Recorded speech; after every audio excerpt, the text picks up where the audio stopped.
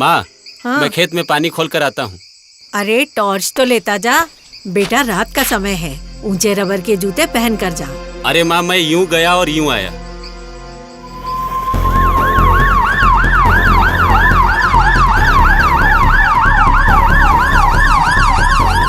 चलो चलो जल्दी चलो, पहुंच गए। आंखें खुली रखो। हरिया गया तो था खेत में, पर पहुंच गया अस्पताल। क्या हुआ उसके साथ, आइए देखते हैं। हरिया ने अपनी माँ की बात नहीं मानी। वो खेत में बिना टॉर्च, बिना दस्ताने और जूतों के सिर्फ चप्पल पहन के चला गया। रात के अंधेरे में सांप पर पैर पड़ गया होगा और सांप ने अपने बचाव में उसे काट लिया। शुक्र है कि राकेश और उसका एक दोस्त, जो हरिया के ही गांव में रहते हैं, वहीं से अपनी बाइक से जा रहे थे। अरे कोई बचाओ! अरे कोई बचाओ! सांप ने काट लिया है मुझे। जल्दी देखते हैं। अरे हरिया, क्या हुआ? कहाँ?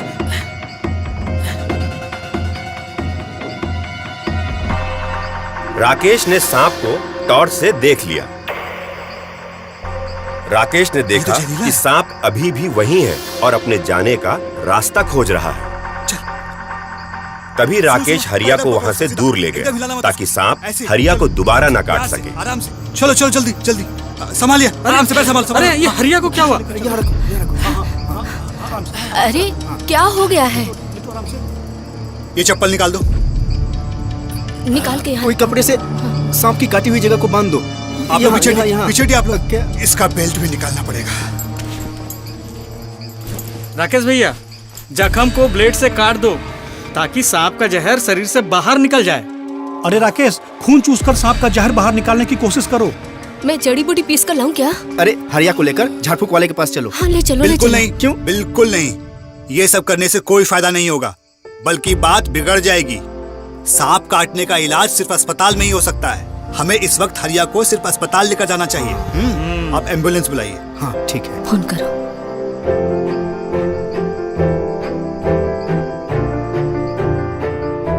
ध्यान दें, सांप के काटने पर जख्म की जगह पर कुछ न करें।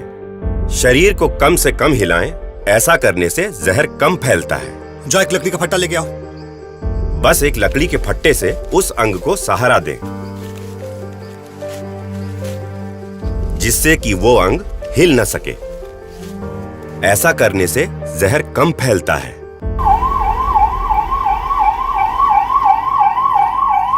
राकेश ने बिल्कुल सही किया। लोगों की बात नहीं मानी और हरिया को अस्पताल ले आए।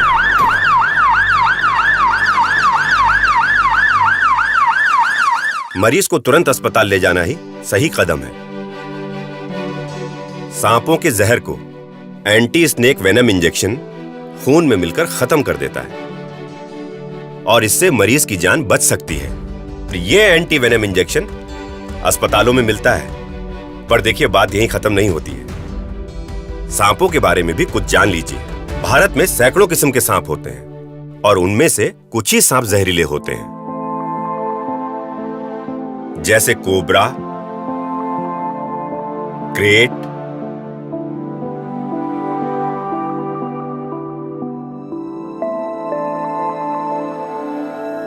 Saw scaled viper, Russell's wiper इत्यादि। हम सभी को ध्यान देना है कि सांप से हमारा सामना कम से कम हो और इसके लिए क्या क्या सावधानियां हमें रखनी है, आइए देखते हैं। सांप चूहों के पीछे पीछे अक्सर घर में आ जाता है, इसीलिए चूहों के घर में घुसने के रास्ते बंद करें और बिल को तुरंत भर दें। इसी तरह मुर्गे मुर्गियों को घर से दूरी पर रखें।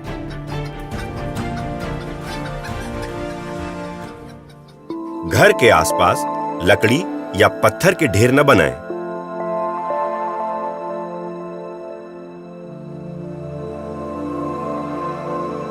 ढेर हैं तो वहां सावधानी से जाएं।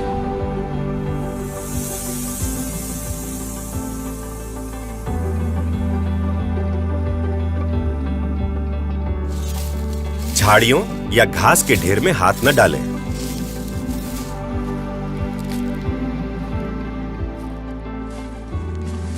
रास्तों से पत्ते हटाएं और उन्हें साफ रखें।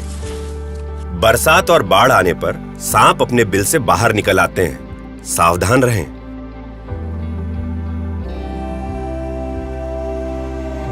जमीन पे अगर सोना है तो मच्छरदानी को अच्छे से लगाकर और उसके किनारों को दबाकर सोएं। ट्रेकिंग करते वक्त ऊंचे जूते पहनें। सावधानी से देखते हुए पत्थरों पर ही चलें, क्योंकि पत्थरों के बीच में सांप छिपे हो सकते हैं। दिन हो या रात, अपने खेत में दस्ताने और ऊंचे जूते यानी बूट्स पहनकर ही जाएं। सांप के सामने आते ही हम घबरा जाते हैं। हम कुछ सोच नहीं पाते, तो सबसे पहले घबराएं नहीं और शांत रहें। कभी भी सांप को छूने की कोशिश न करें। सांप को जाने का रास्ता दें। अगर सांप काट ले तो उसे मारे नहीं, जाने दें। उसे नुकसान पहुंचाने की कोशिश न करें और मरीज को जल्द से जल्द अस्पताल पहुंचाएं।